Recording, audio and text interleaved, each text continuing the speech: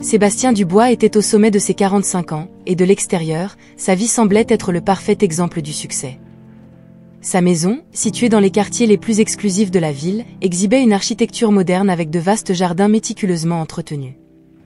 À l'intérieur, chaque pièce dévoilait une collection soigneusement sélectionnée d'œuvres d'art et de meubles de luxe, un mélange de confort moderne et de raffinement classique. Ce matin-là, Sébastien marchait lentement dans le couloir menant à son garage, où une voiture de sport luxueuse, brillant sous des lumières soigneusement disposées, l'attendait. La caméra de son esprit capturait chaque détail plaisant de cette vie qu'il avait méticuleusement construite au fil des ans, pourtant une ombre de mélancolie teintait ses pensées. En se dirigeant vers le travail, la circulation semblait se dissoudre autour de sa voiture, une capsule isolée du monde extérieur. En arrivant devant l'imposant bâtiment abritant son bureau, il salua le concierge d'un signe de tête distant et monta à son étage sans interagir avec personne.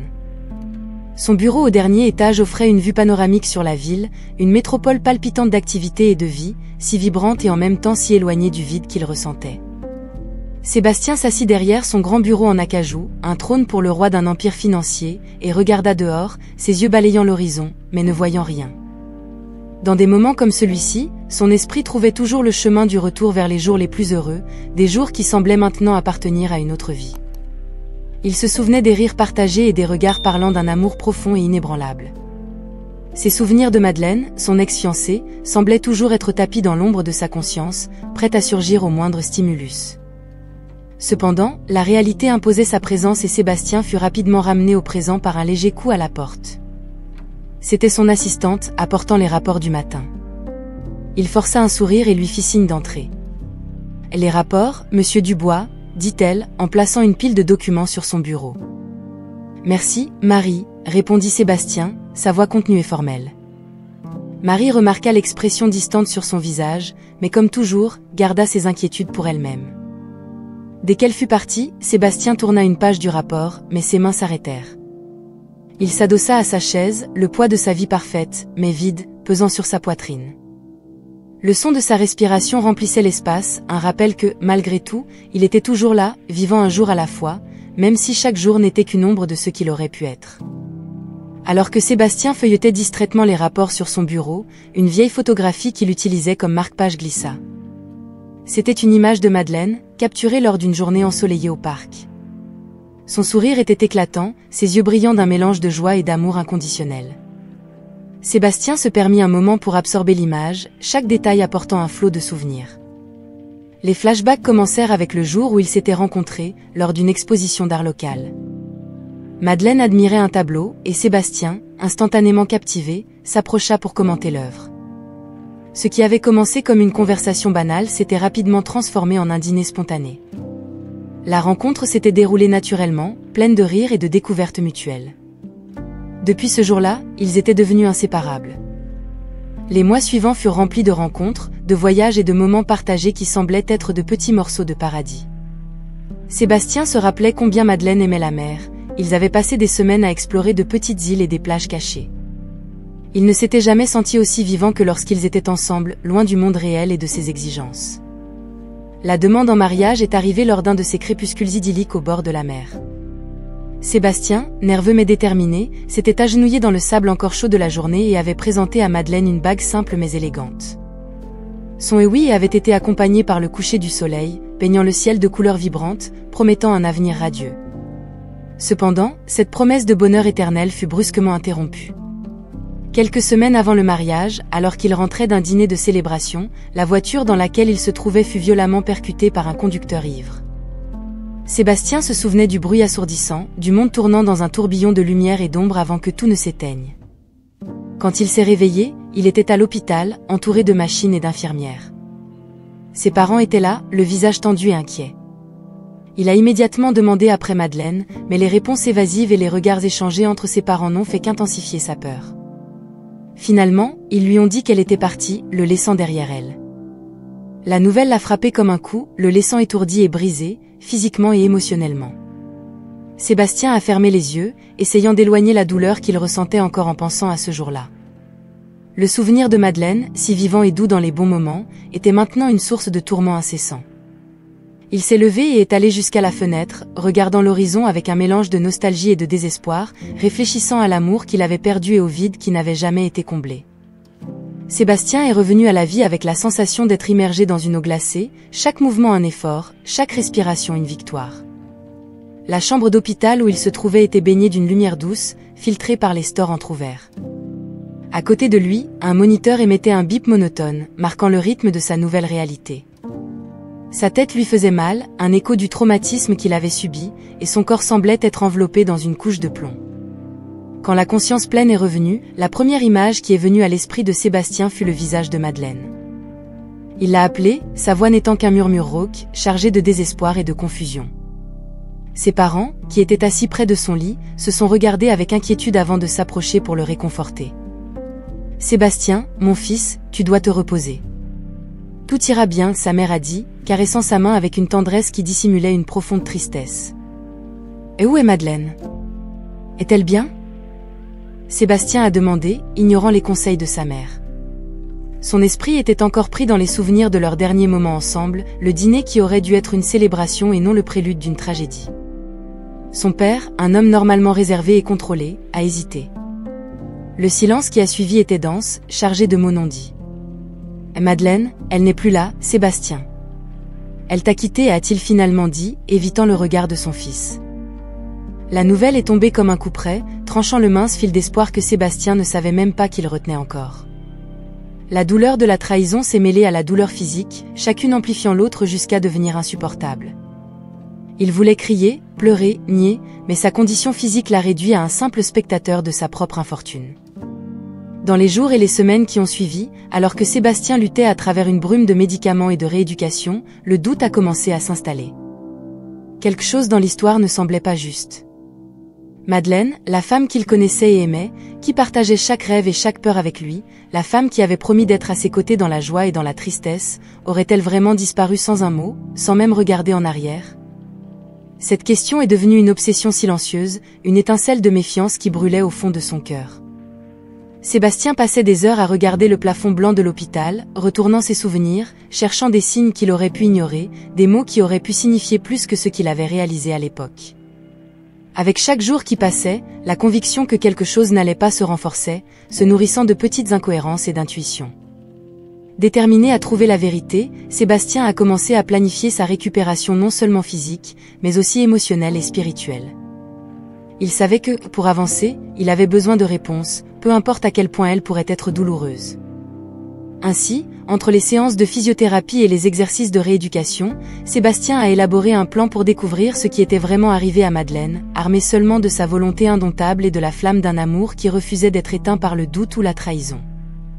Après la longue convalescence de Sébastien, la routine dans la luxueuse mais silencieuse demeure continuait à résonner avec le vide laissé par Madeleine. C'est lors d'une promenade mélancolique dans le parc près de chez lui que Sébastien a rencontré Max, un petit terrier aveugle, abandonné à côté d'une poubelle, tremblant de froid et clairement sous-alimenté.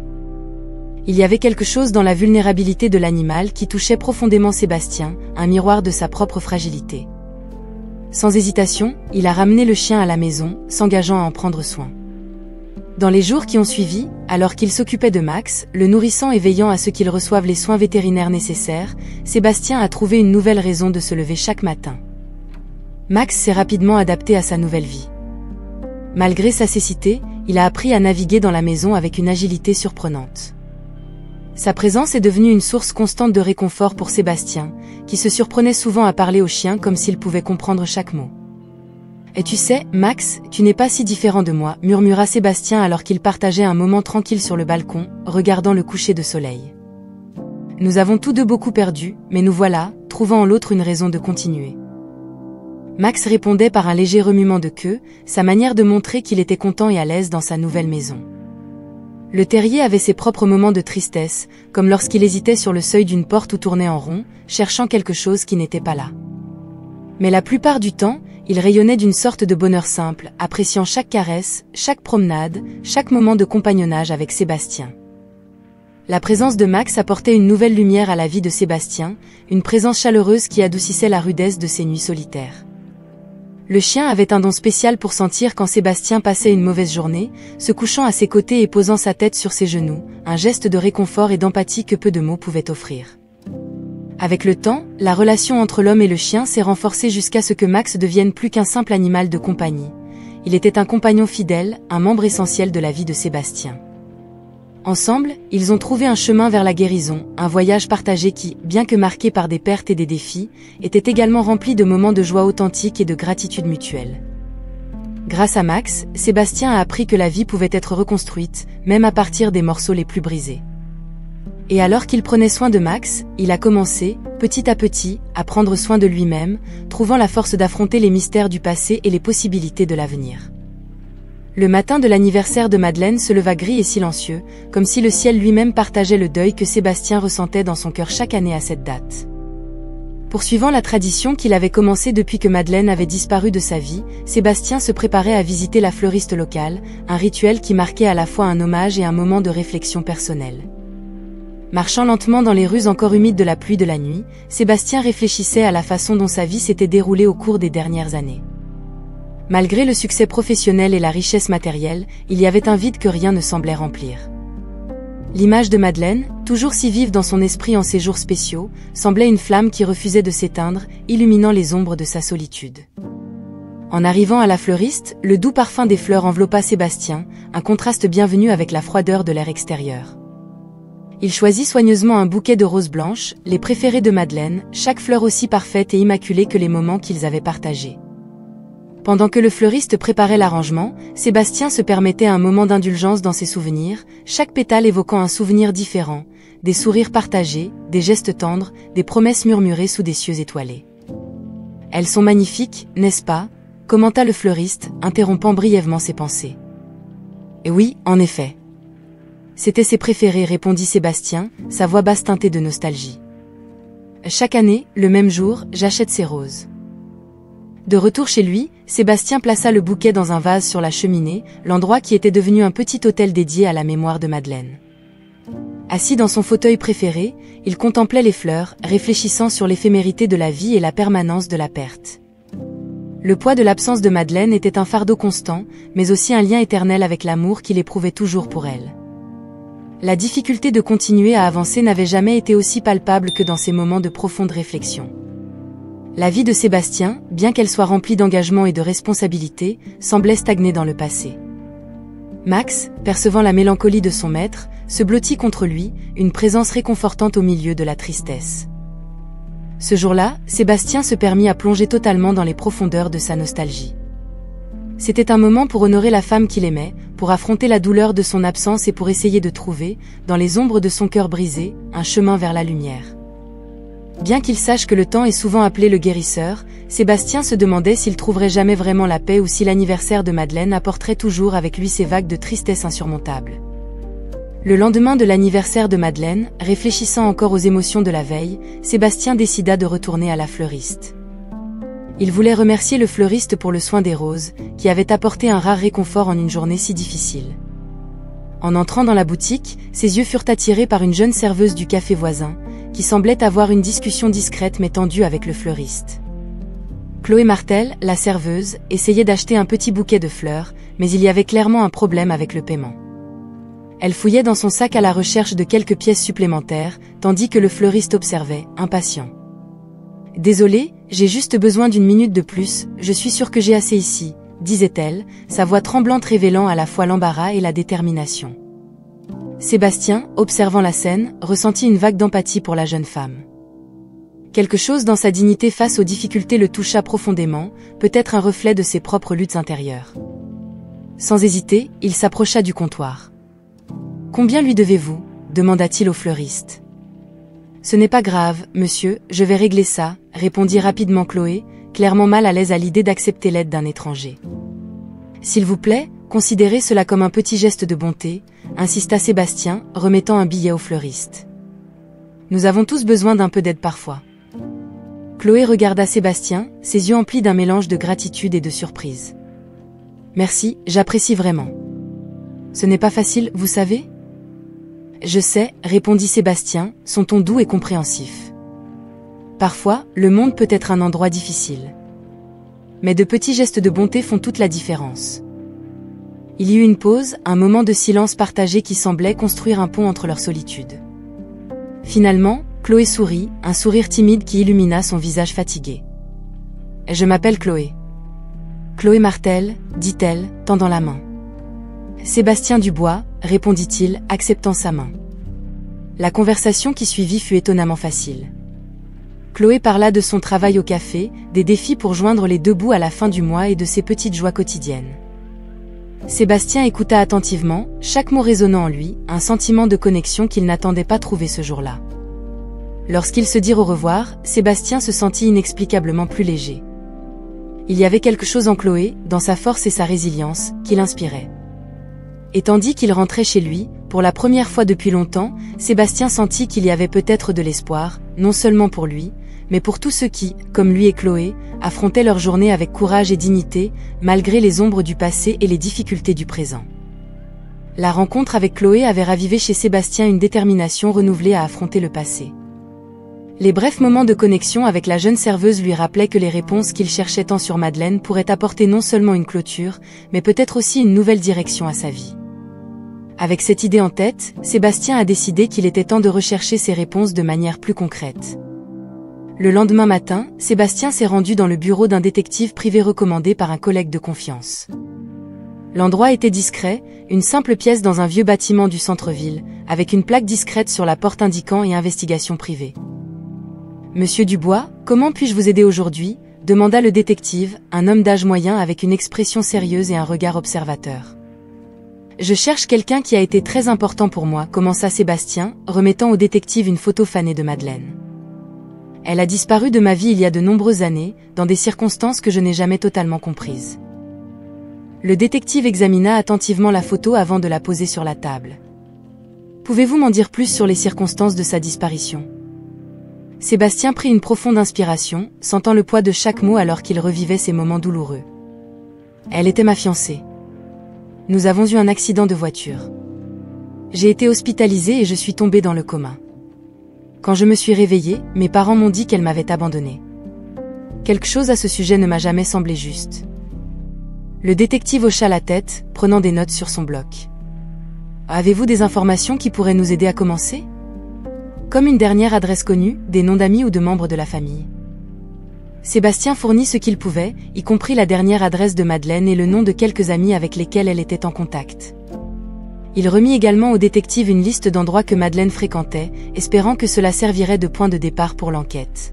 « Je vais commencer par là », déclara le détective, marquant quelques points sur la carte de la ville qui pendait au mur de son bureau. « Je vais vérifier les registres, parler aux personnes qui la connaissaient. Je vais essayer de suivre chaque piste possible.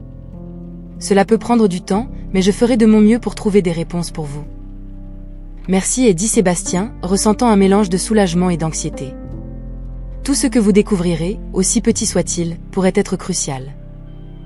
En sortant du bureau du détective, Sébastien sentit qu'il faisait enfin les premiers pas concrets pour résoudre le mystère qui avait hanté sa vie pendant tant d'années. Alors qu'il marchait de retour vers sa voiture, il savait qu'il se lançait dans un voyage qui pourrait changer tout ce qu'il savait sur son passé. L'enquête avait commencé, et avec elle, le compte à rebours pour les réponses que Sébastien cherchait tant. Quelques semaines après avoir engagé le détective, Sébastien reçut un appel téléphonique qui changerait à jamais sa compréhension de ce qui était arrivé à Madeleine. Avec un mélange d'anticipation et de crainte, il se dirigea vers le bureau du détective, situé dans les ombres entre les vieux bâtiments du centre-ville, sentant chaque battement de son cœur comme un marteau résonnant dans son esprit. En entrant dans la pièce, il remarqua immédiatement l'expression sérieuse sur le visage du détective. « Monsieur Dubois, je vous en prie, asseyez-vous. J'ai des nouvelles importantes. » Sébastien s'assit, chaque muscle tendu d'anticipation. « Avez-vous trouvé quelque chose sur Madeleine ?» « Ah oui », commença le détective, hésitant. « Sébastien, Madeleine ne vous a pas abandonné. En fait, elle est décédée d'une pneumonie il y a 7 ans. » Le monde sembla tourner lentement pour Sébastien alors qu'il assimilait ces mots. L'idée que Madeleine aurait pu mourir sans qu'il le sache, alors qu'il cultivait des souvenirs d'abandon et de trahison, était accablante. Comment ? Comment cela s'est-il produit ? Pourquoi personne ne m'a-t-il rien dit ? Selon mes découvertes, elle est tombée très malade rapidement. Madeleine était une personne très privée, surtout après l'accident. il semble qu'elle se soit éloignée de nombreuses personnes qui lui étaient proches. Sébastien luttait pour assimiler la nouvelle, chaque mot du détective était un coup qui déterrait la douleur et le chagrin qu'il pensait avoir surmonté. « Et vous avez dit qu'il y avait plus ?» demanda-t-il, sa voix presque un murmure. « Et oui » continua le détective, regardant directement Sébastien avec sérieux, préparant le terrain pour la prochaine révélation. « Madeleine a laissé une fille. Elle est née peu de temps après votre accident, monsieur Dubois. » L'impact de cette nouvelle fut encore plus profond. Une fille. Sébastien sentait son cœur battre plus vite à la possibilité que l'enfant puisse être le sien. Et une fille, savez-vous où elle est? Cela fait toujours partie de mon enquête. Madeleine a tenu à garder de nombreux aspects de sa vie extrêmement privés après l'accident. Je travaille avec quelques pistes, mais je n'ai pas encore pu localiser l'enfant. J'aurai besoin de plus de temps. Sébastien acquiesça, la réalité de la situation commençant à se faire sentir. Madeleine, la femme qu'il n'avait jamais cessé d'aimer, était décédée en pensant qu'il l'avait abandonnée? Et maintenant, une fille, peut-être sa fille, était quelque part, sans le savoir. S'il vous plaît, dit Sébastien, la détermination tintant sa voix d'une nouvelle résolution, continuez à chercher. J'ai besoin de savoir sur ma fille, j'ai besoin de connaître la vérité sur tout ça. Le détective accepta, promettant à Sébastien qu'il ne se reposerait pas tant que toutes les réponses ne seraient pas découvertes. Alors que Sébastien quittait le bureau, il se sentait comme s'il marchait à travers un brouillard dense d'émotions. La tristesse, le deuil, l'espoir et la peur se mêlaient en lui, chaque pas le menant plus profondément sur un chemin qu'il savait devoir parcourir jusqu'au bout. Dans les jours qui suivirent la révélation choquante sur Madeleine et l'existence d'une fille, Sébastien se retrouva souvent à revenir au café où travaillait Chloé. Au début, ses visites étaient justifiées par la recherche d'un peu de normalité, un café tranquille au milieu du tumulte de ses émotions. Cependant, il réalisa bientôt qu'il y avait quelque chose de plus qui l'attirait vers cet endroit, quelque chose qu'il ne pouvait pas identifier immédiatement. Alors que Sébastien observait Chloé servir les clients avec une grâce sous-estimée et un sourire doux, il commença à remarquer de petites similitudes entre elle et Madeleine. Il y avait certains gestes, la manière dont Chloé remettait une mèche de cheveux derrière l'oreille, l'inclinaison de la tête en riant, qui faisait vivement écho à Madeleine. Ces similitudes subtiles, initialement rejetées comme des coïncidences, commencèrent à former un schéma que Sébastien ne pouvait plus ignorer. Intrigué, en même temps, perturbé par ces observations, Sébastien chercha à engager Chloé dans des conversations plus profondes chaque fois que le café permettait un moment de calme. Lors d'une de ces rencontres, alors qu'ils parlaient de leur vie, Chloé mentionna, presque en passant, qu'elle n'avait jamais connu son père et que sa mère était décédée il y a quelques années. « Ma mère a toujours été très réservée sur le passé », dit Chloé, regardant distraitement la tasse de café entre ses mains. Elle mentionnait peu mon père, seulement qu'il avait été un grand amour, mais que les circonstances les avaient séparés. Ces mots firent battre plus vite le cœur de Sébastien, la curiosité et la possibilité commençant à prendre forme dans son esprit. Serait-ce possible? Il luttait intérieurement avec l'idée, essayant de ne pas se laisser emporter par des suppositions sans fondement. Cependant, la ressemblance, les coïncidences de timing, et maintenant cette révélation, semblaient plus que de simples coïncidences. Sébastien savait qu'il avait besoin de réponses concrètes avant de pouvoir formuler une théorie raisonnable sur la relation entre Chloé et Madeleine. Déterminé, il prit rendez-vous avec le détective, cette fois pour explorer cette nouvelle piste d'enquête. Il apporta une photo récente de Chloé à la réunion, expliquant ses soupçons et demandant s'il y avait un moyen de confirmer tout lien entre Chloé et Madeleine. « J'aurai besoin de plus d'informations, bien sûr, » dit le détective, examinant la photo avec intérêt. « Mais je peux commencer en vérifiant les actes de naissance et autres documents de connexion. Voyons où cela nous mène. » Sébastien quitta le bureau du détective avec un mélange d'espoir et de peur. Si Chloé était vraiment sa fille, cela changerait tout dans sa vie.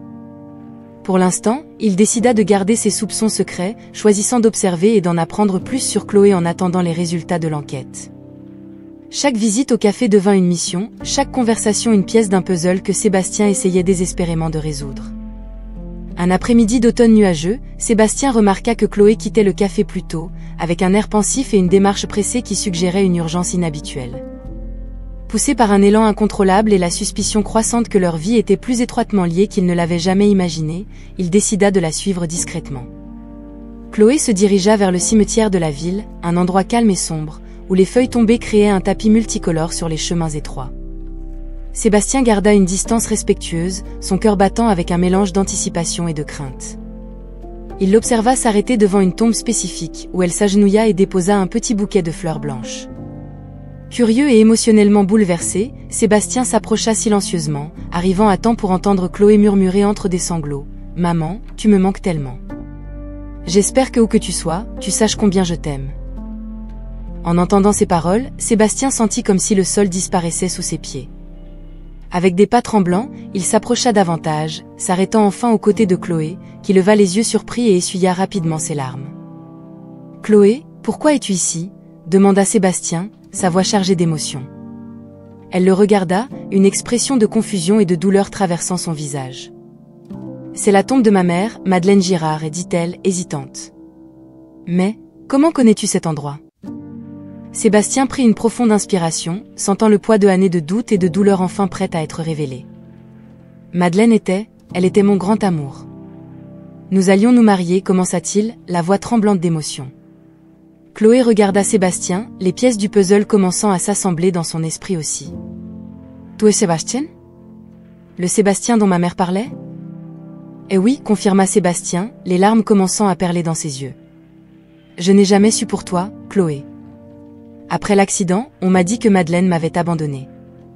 Je n'avais aucune idée. » La révélation les laissa tous deux silencieux, chacun traitant la magnitude de ce que ces mots signifiaient.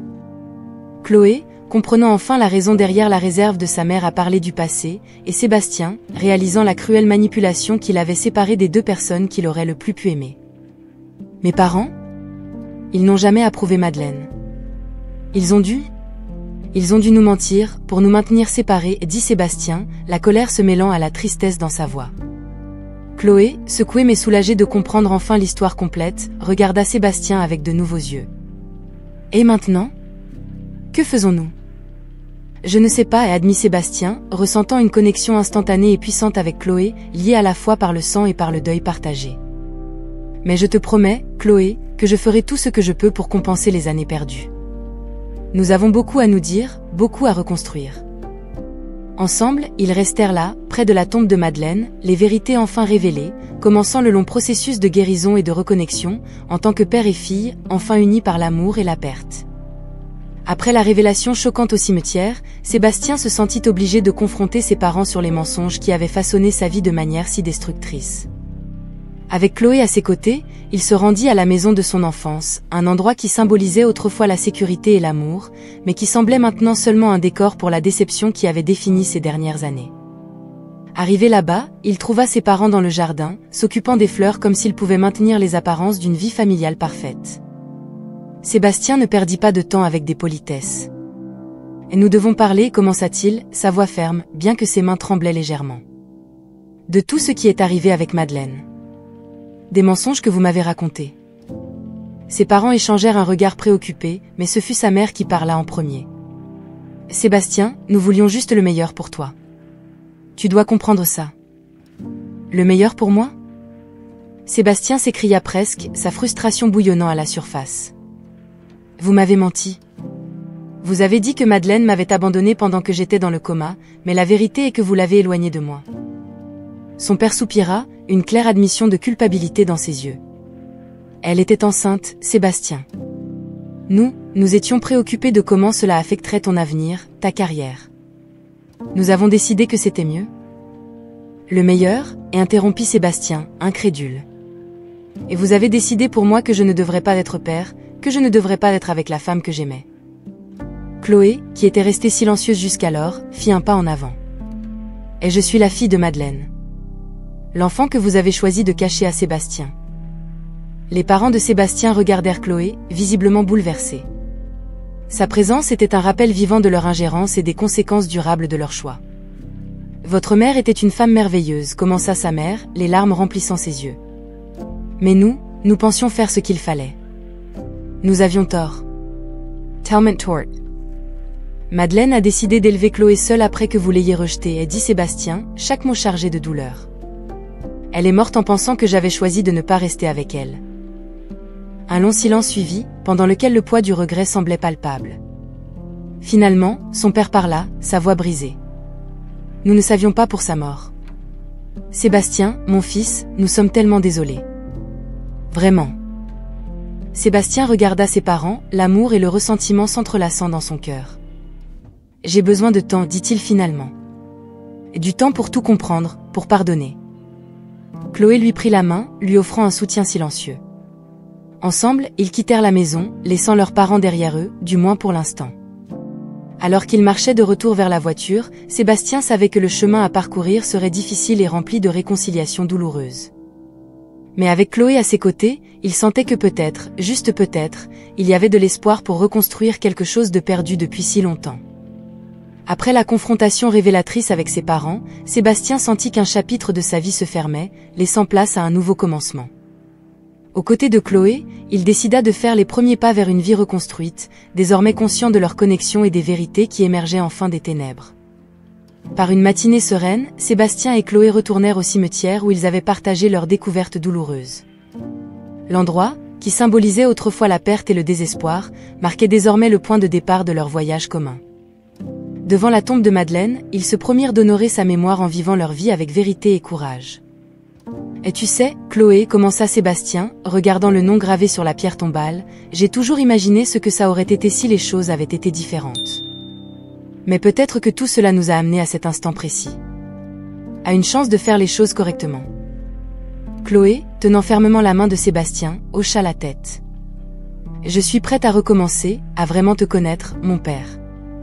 Et je veux que tu saches qu'il n'y a aucun ressentiment pour ce qui s'est passé. Nous sommes ensemble maintenant, et c'est tout ce qui compte. » Les deux passèrent un certain temps à planifier l'avenir. Sébastien proposa que Chloé emménage chez lui offrant non seulement un foyer mais aussi l'opportunité de construire ensemble une relation père-fille qu'ils n'avaient jamais eu la chance de développer.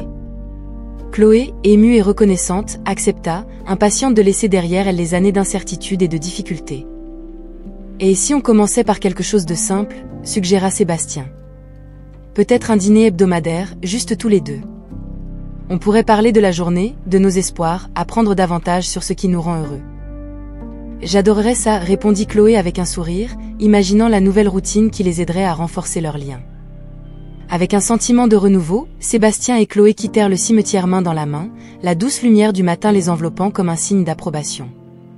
En marchant, ils parlaient des petits détails du quotidien, chaque conversation étant une brique dans la construction de leur nouvelle relation.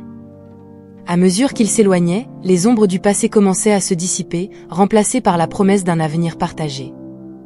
Ça ne serait pas facile et il y aurait des défis, sans aucun doute, mais tous deux savaient que tant qu'ils seraient ensemble, ils pourraient affronter n'importe quoi. La vie, enfin, semblait pleine de possibilités. Pour la première fois depuis de nombreuses années, Sébastien se sentait vraiment libre de vivre pleinement.